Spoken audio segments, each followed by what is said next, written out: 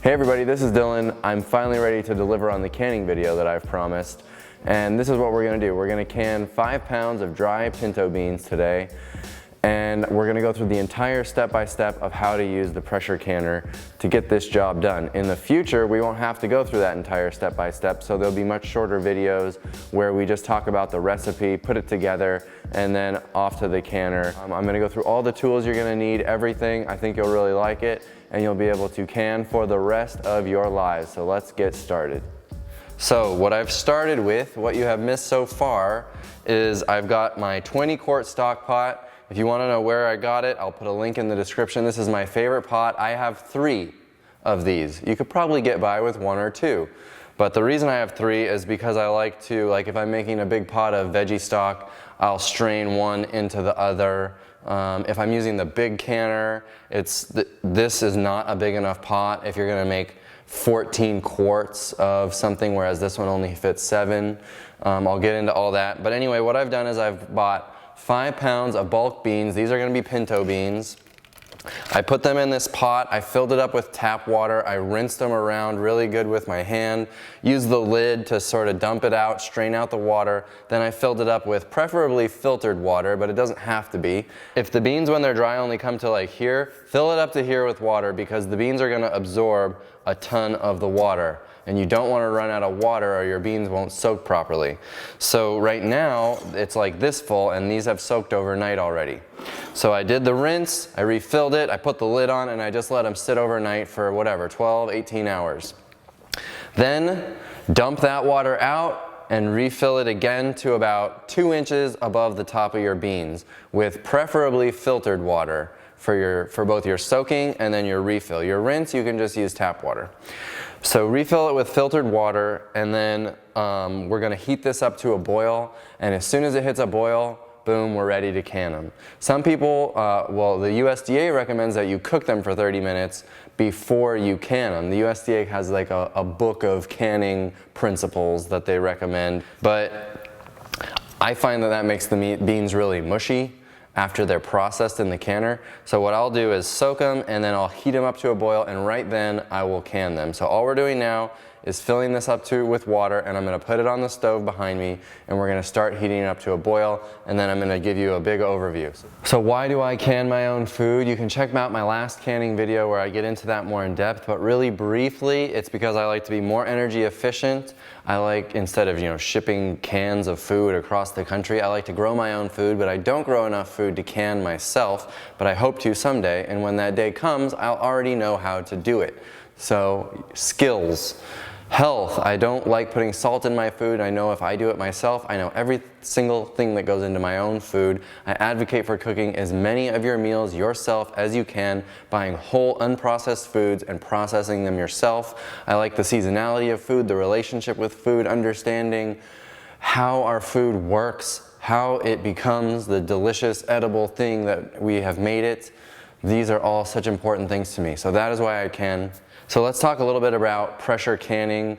Pressure canning is for low acid foods, meaning foods where there are certain bacteria that will propagate more easily than with an acidic food like tomatoes. So for those foods, we need higher temperature for processing them. But water only gets to 212 degrees when it's boiling.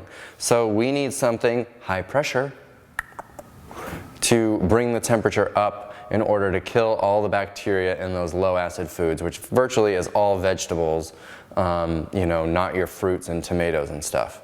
So for beans like we're doing today, of course we need a pressure canner to safely process those. So there are 2 types of canners out there. These are called weighted gauge canners, which I highly recommend. They're made by a company called All American. I will put a link in the description. The other kind of canner is called a dial gauge canner, and what that has is a gasket in the lid, kind of like an Instant Pot, and then it has a gauge like these gauges, but you're using the gauge to actually control your pressure and keeping an eye on it and moving your stove up and down to make sure that you stay at pressure. So it requires a little more babysitting. Technically that gauge has to be recalibrated. These have virtually no parts that require maintenance except for a little cleaning. Maybe I do a detailing on this thing like once a year. So it's got a gauge here which you can use it for convenience so that you know where your pressure's at. But really this nozzle right here is what's going to be controlling your pressure. So you've got a weighted gauge here that's got a 5, 10, and a 15. Those are the pressure numbers, 5, 10, or 15 pounds per square inch. And when I drop this on here, it's going to seal essentially and start building up pressure. And when it reaches pressure, there's steam is going to escape out of here, and this will jiggle to stop it from getting too high. You still will adjust your stove one time during the process, but this really is the thing that's controlling the pressure inside of the unit for you. So there's a lot less work involved, and it's just a simpler design in my opinion. So I really like these canners. So I've got two sizes here. This is the 921 is the model number. I will put a link in the description. It can fit 2 layers of the pint jars, or it can fit only 1 layer of the quart jars. So that's 19 pint jars or 7 of the quart jars. This one over here can still fit 19 pint jars, but now it can fit 2 layers of quarts because it's taller, and you can fit 14 quart jars. So if you want to go big and really can a lot of food at once, the 930 is the model number on this, is for you. If you want to do a more normal sized load, the 921 is for you. I've had this one for years, and this one's new. As far as the 20 quart pot right back there, if you've got this one, you could probably get away with just having one big pot and maybe another small pot for when you're needing to transfer things between your pots. But if you have this one of those 20 quart stock pots isn't going to get the job done. I recommend at least 2 of them. You can't do enough beans for 14 quarts to soak and cook in that pot. You'll need 2 pots, or one even larger pot than a 20 quart. But I like the 20 quarts because I can clean them in my sink more easily. Once you get larger than that, they're kind of challenging to manage and keep clean and carry and handle. So, okay, so that's a little bit of how the canner works. This canner, instead of having a gasket seal, it has like a metal on metal seal here, and then it's held down with these clamps. We will put a little bit of oil, olive oil, around this seal just to act as a lubricant. I don't do it on every load, but I'll do it every few loads. It's a very simple machine that does an awesome job. You want to keep it relatively clean and dry. You want to make sure you never, in your nozzle here, that you never have any chunks of food like stuck or something. It's very rare that that would happen, but that's one thing you want to make sure you keep clear, otherwise your pressure could build up in here. This little black thing here is a safety nozzle for if your pressure did get too high, this would blow so that your canner doesn't explode. It comes with 2 of these little metal trays. One sits at the bottom of your canner, and one sits on top of your first layer of jars between the 2 layers, okay? That just gives your jars some space so they're not jiggling on the bottom and they could crack when the heat source is on or when the jars are touching between the 2 layers of jars. So that's what those little trays are for. So that's everything that comes with the canner itself. There's a tool kit that I'll put a link to. I've kept the box because I just throw all the tools back in here after I'm done every time. Comes with your jar funnel, which is essential for filling up your jars easily. It comes with these tongs that essentially allow you to hold on to the jar and load them in and out when the jar itself is hot. It comes with this is a magnet to lift your lids. They used to say, this thing is completely useless and you can throw it away. They used to say that you had to simmer your lids before you do your canning, but you don't, and then you would use this as a little magnet on the end to take your lids out of the simmering pot of water. You no longer do that anymore, so that is garbage. Here is what your lids look like. These are the single-use metal lids, and you've probably seen them before. They just look like a regular old metal lid. This box of 12 costs like $2, and so you can only use them one time. There are reusable canning lids. I'm going to cover that in a separate video, not this one. So we're going to be using just the one-time use lids. When I take these off a sealed jar, sometimes I will save them just for things like when I put a bunch of pico in jars and I put it in the fridge for a few days, I'll use my used lids so that I'm not using a brand new lid for just refrigerator stuff. So I'll save some of my used lids and some will go into the recycling. Okay, what else comes with it? This tool here is if your band, this is the band, right? The screw band that holds the lid onto the jar. If it's too tight, this tool will help you to unscrew it. You don't use this to tighten your jars because that would make them too tight. But if they're stuck after everything's cooled the next day after you're done canning and you're going to take your bands off, this might help you if they feel tight. This tongs here I use to grab my jars when they're hot out of the oven. So before we can, we want our jars to be hot so that when we put hot liquid in them and then drop them into a pot of boiling water, that the jar doesn't crack. With pressure canning, you do not need to sterilize anything. That isn't necessary because everything's going to be hot enough. But you will heat your jars in the oven at about 200 degrees just so that they're hot and ready for the liquid. So I'll use these to handle my jars. This is the bubble popper and headspace measuring tool. When you fill your jars up with food, you have to give them a little stir to ensure that there are no air bubbles trapped down in your food because that will affect your processing of the jar. So you'll see me do this. I'll put the beans in the liquid, I'll give it a little stir, then I'm going to flip it over and I'm going to check my headspace. Your headspace is the distance between the top of your food and the top of the rim of the jar. This is an important number. Every recipe will tell you make sure you fill them up with 1-inch headspace or whatever. Most low acid foods that we're doing in the pressure canner are going to be 1-inch headspace. But like tomatoes would be a 1/2-inch headspace. So you'll take this, it's got these little notches on here with numbers, and I'm going to set this on the 1-inch, and I can see this part of the tool is down inside of my jar. And I know that that should be right at the top of the food where the food and liquid reaches. So if you're a little too much, you can add some food in. If you're not enough, you can use a spoon just to pull a little bit back out of your jar so that you're at the headspace that you need. Those are the tools that come in this kit. It is a very handy kit. I highly recommend it. Of course, you have your pint jars and your quart jars. I would not go larger than that. They do have a 1/2 gallon jar, which is 2 quarts, but you can't really can any food with that. You can use it to can liquids such as veggie stock. But with beans, if we were to can in those, your beans, if you process pints, are 75 minutes in the canner. That's how long it takes to safely cook through all the beans to the very center of the jar so that they're processed and they won't spoil. You don't want to go any longer than that because the longer you go, the mushier your beans are going to get. As soon as you go to a quart jar, it's going to take 90 minutes, 15 extra minutes to get to the center of this jar and make sure everything is processed safely. That means that all the beans on the outside might be a little mushier than the beans on the inside. If you go even larger than that to a 1/2 gallon jar, now you're talking about turning most of your beans in the jar into total mush. So you can't really can in a 1/2 gallon jar unless it's something like liquid that you're going to be able to heat it through just as fast on the outside of the jar as the inside of the jar. I hope that makes sense, but that's why pretty much all of your canning is going to be with pints or quarts. I think we have covered everything.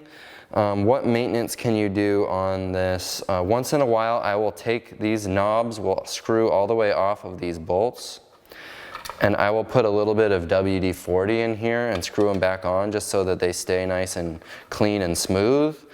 I will clean once a year. I will give this a good detailing. I'll clean off my nozzle, make sure it's all nice and clean, because otherwise on the metal here around the nozzle where the steam escapes during canning, you might get some residue. So I will scrape that off with some steel wool.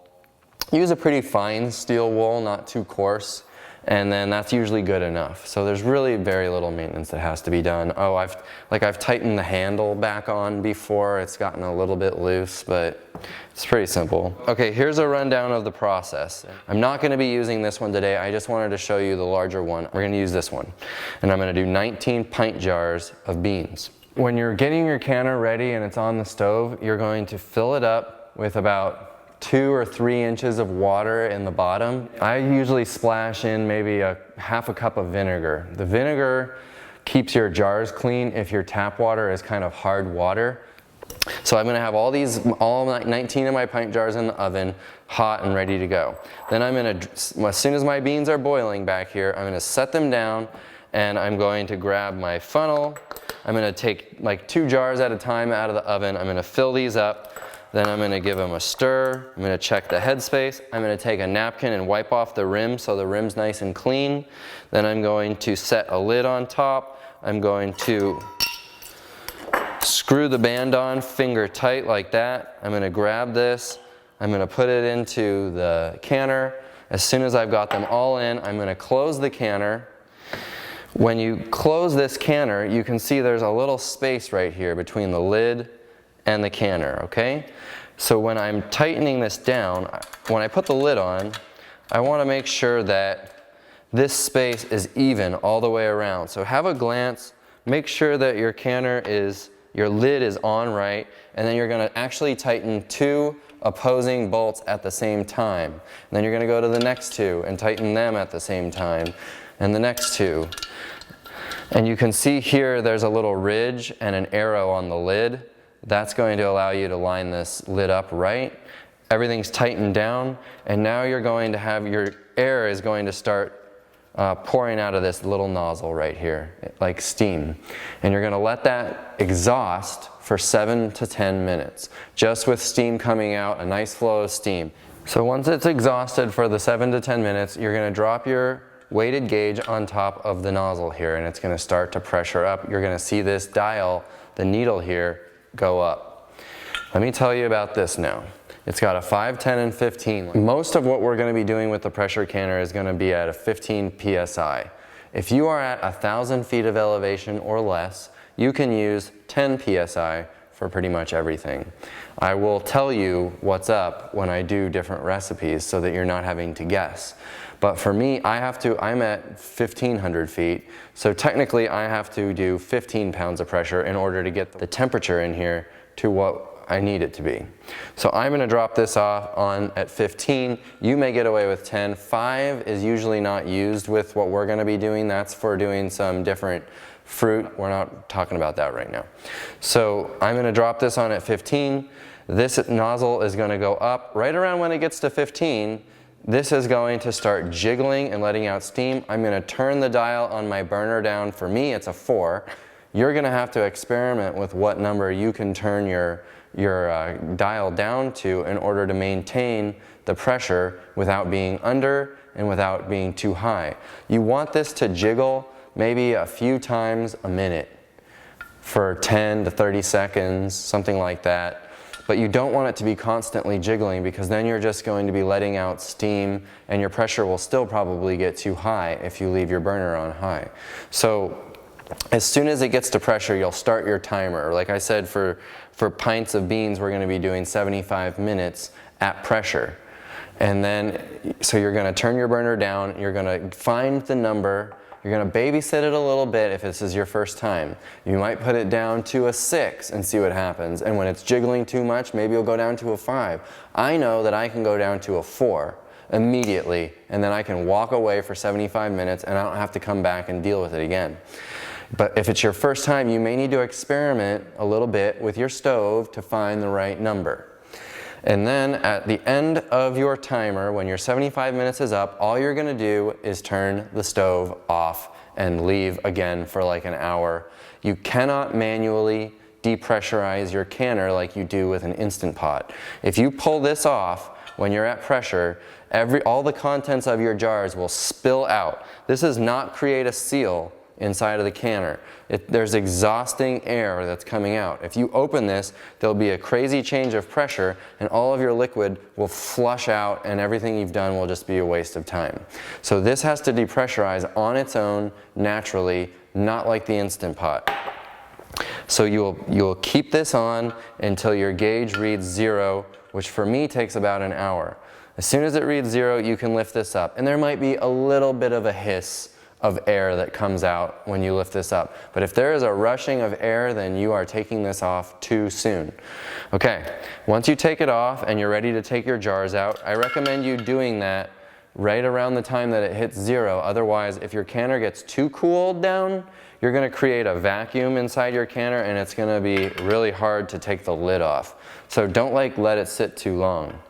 So you're going to take the jar off, sort of point it away from you so all the steam comes out like this, and then you're going to just start pulling out your jars, set them on the cutting board or on something that you can set hot stuff on, and then just let them cool overnight. Once they are totally cooled, within moments, the lids will start clicking down and sealing. You're going to hear it. It is a very fulfilling sound. It makes you feel like you just did something, accomplished something. Anyway, when they're all totally cooled down, you're going to take your bands off and you're going to store them elsewhere. And your jars will simply be stored like this, with the lid, the jar. The lid will be sucked on tight. It will not pull off if it's sealed properly. And it won't click, right? You know, you won't be able to move the lid up and down like this if it's sealed right. This is important. It's important to do this last part because you need to make sure that all your jars sealed, and if they didn't, you would either have to reprocess them, which I don't recommend for beans because it'll just turn them into mush, or you put them in your fridge and you use them in the next 1 to 2 weeks. The other reason you want to store it without the lid is because with the band on, you can get a lot of moisture in the threads here, which will just create grunginess on your jars, and you don't want that. So that's why you want to store them without your bands on. I think we covered everything. The manual has a lot of information. You might want to check it out. It's got some recipes. It gives you some good tips about your canner. It talks about any replacement parts in case you were to lose, like the weighted gauge, or you needed to get a new one of these wing nuts or something like that. These are lifelong tools. You'll never have to replace them if you treat them right. The actual labor that you need to expend in this process is very little. It takes a while, but you can just show up for 10 minutes, do that, walk away, show up, do this. So it's really simple once you get the hang of it. For each one of my recipes that I do, I'm going to tell you the processing time and the PSI that you need for processing your jars. You cannot just pick a time and go with it. Every vegetable that you can requires a little bit different amount of time. Potatoes, for example, may only require 45 minutes, whereas beans require 75 minutes. But if you process a recipe that has potatoes and beans in it, you have to choose the one that's longer. So I have to can that, maybe it's a bean and potato soup, for 75 minutes, even though the potatoes are in there and they might get a little overcooked. That's just how it goes when you build your own recipes. You have to process it for the minimum amount of time for the vegetable in that recipe that takes the longest amount of time to cook by itself if you were canning it. I know that sounds a little confusing. You'll get the hang of it, but you don't really need to worry about it if you're following my recipes. But if you go and experiment with your own is when you need to just be aware of that. Here's one other tool. You're gonna need a ladle, obviously, to scoop your beans and stuff into your jars. But for this 20-quart stock pot behind me on the stove, this super long spoon is really handy because you can get to the bottom and stir without, you know, dunking your hand in boiling water. See that? Yeah. Nice big handle. Oh yeah, baby. So easy and so clean. Okay, enough. Okay, we're ready to go. I've got my pot of hot beans right here. I've got my canner that's got 2 to 3 inches of water in there and a little bit of vinegar, and it's simmering now at a nice low boil. And I'm just gonna start pulling jars out of the oven, and we're gonna start filling them. I'm gonna do 2 at a time. They're hot, but they're not so hot that you can't touch them. So I'm gonna just it'll take about 2 big ladlefuls of beans. And then I'll get some just ladlefuls of liquid for on top. Now we're gonna take this tool I was telling you about. I'm gonna give this a nice stir. Now I'm gonna turn it over and I'm gonna check my headspace. I'm right on the money. If you're not, you can just use a regular spoon to take out a little or put in a little bit of liquid. Wipe off the top of your jar, grab a lid, center it on top of your jar, take a band, screw it on finger tight, and then lower it into the canner. Your canner, you may feel like that's not very much water in your canner. The jars don't all have to be immersed in water because just like in the Instant Pot, you're not water bath canning, so you don't have to have everything totally covered with water because you're just using the water to build up pressure in your canner. Give this a stir. You can see the bubbles come to the surface.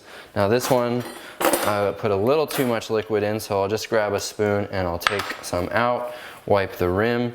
Make sure that none of your jars have cracks in the glass on your rims because that could affect your seal. Any broken jars, just throw them away, recycle them. Okay, 2 more. You can see how this can go pretty quickly.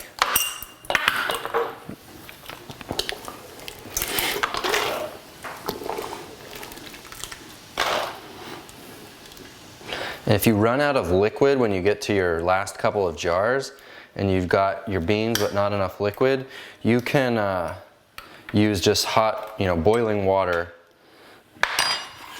to top off any of those jars. So it isn't the end of the world. And make sure when you screw your bands on that you're not going too tight.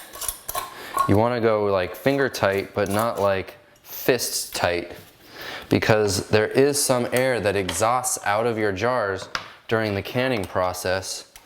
And then when your jars cool, when you take them out of the canner, that's when they start to suck air back in, and then they create the seal. But you don't want to have them too tight.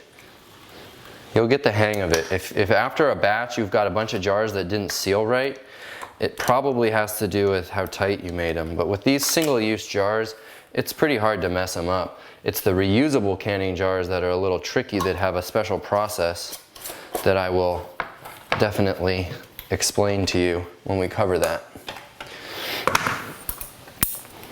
Okay, so that's 9 jars, and that's the bottom layer. So now I'm gonna drop the tray on top, and we'll do our 10 for the top layer.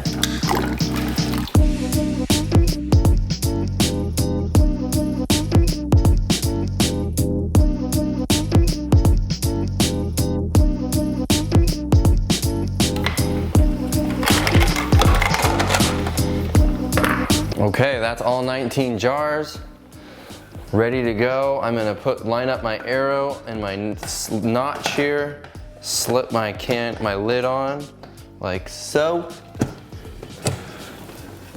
Everything is linked up and ready. Now I'm gonna make sure that the space, remember, around the canner is nice and even. And then I'm going to tighten 2 opposing wing nuts at the same time so that the lid goes on flat. And then move on to the next 2 and move on to the last 2. And crank your stove up to high right now. And now you're gonna wait for a steady stream of steam. It's gonna take 2 or 3 minutes. You're gonna have steam rushing out of your nozzle. And then as soon as you've got a nice stream, set a timer for 7 minutes, and then we're gonna put our weighted gauge on top. If you had extra beans left over, throw your pot on the stove, cook those beans fully, and put them in your fridge, and you can use them for the next day or 2. Okay, you can hear we've got a nice steady stream of steam coming out of here. It's gonna get stronger, but go ahead and set a timer now for about 7 minutes. The steam is roaring out of here at this point.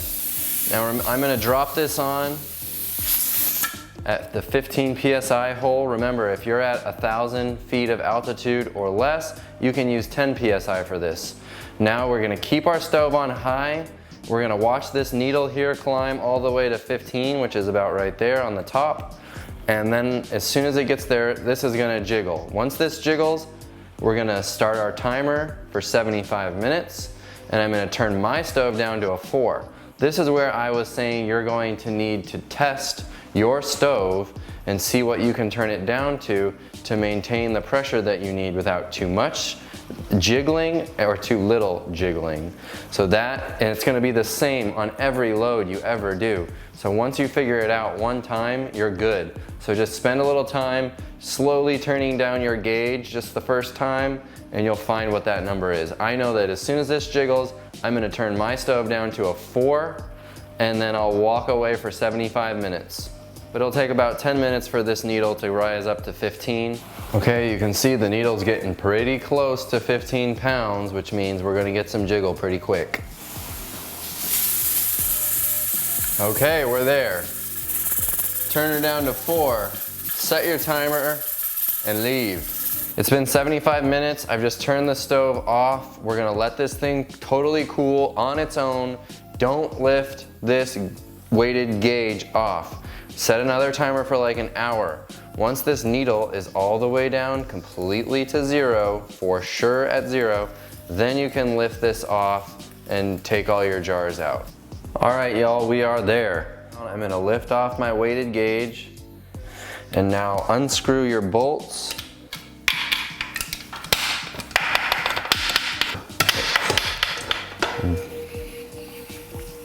And now just take out all of your jars. You're gonna start hearing them snap and seal any second. And just give them a little space so they can cool nice and evenly.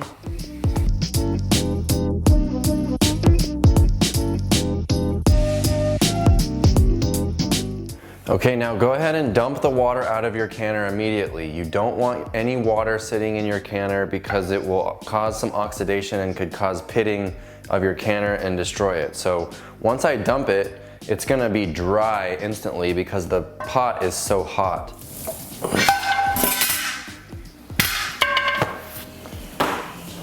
Boom, you are done.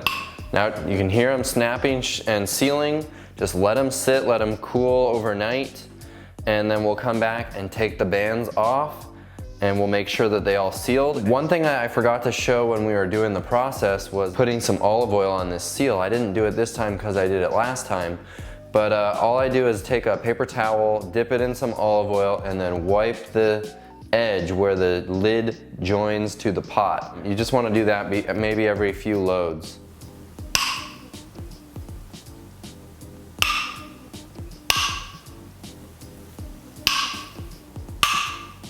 All right, all our jars have totally cooled. All I'm gonna do is take the bands off.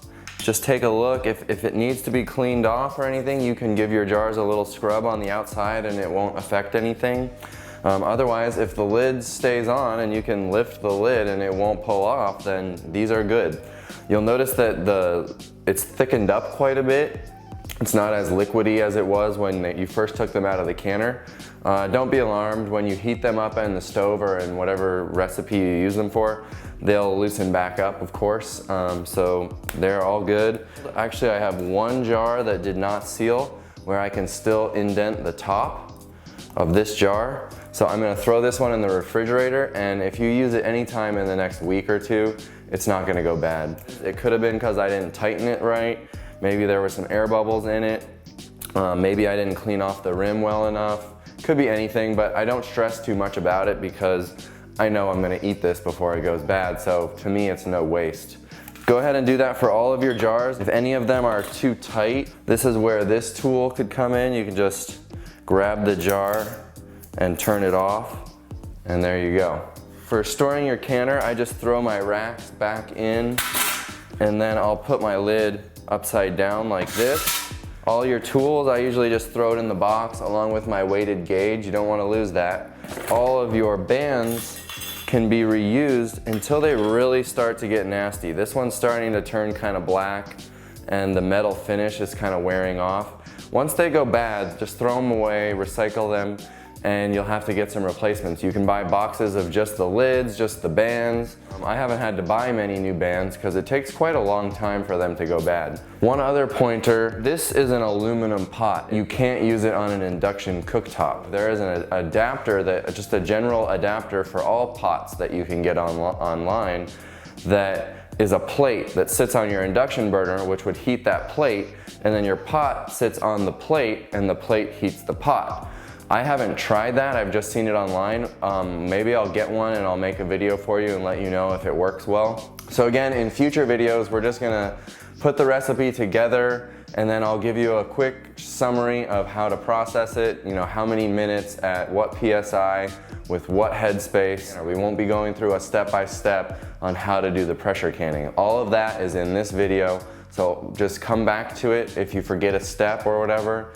And so that's how I'm gonna structure it. I hope this was really helpful. Please give me some feedback, constructive or positive, whatever. And so that I can keep doing this better, because this is such valuable information for me and I expect for so many others. So I want to find the best way that you will digest all this information. Thank you very much. I had fun doing it, and let's get on to the next one.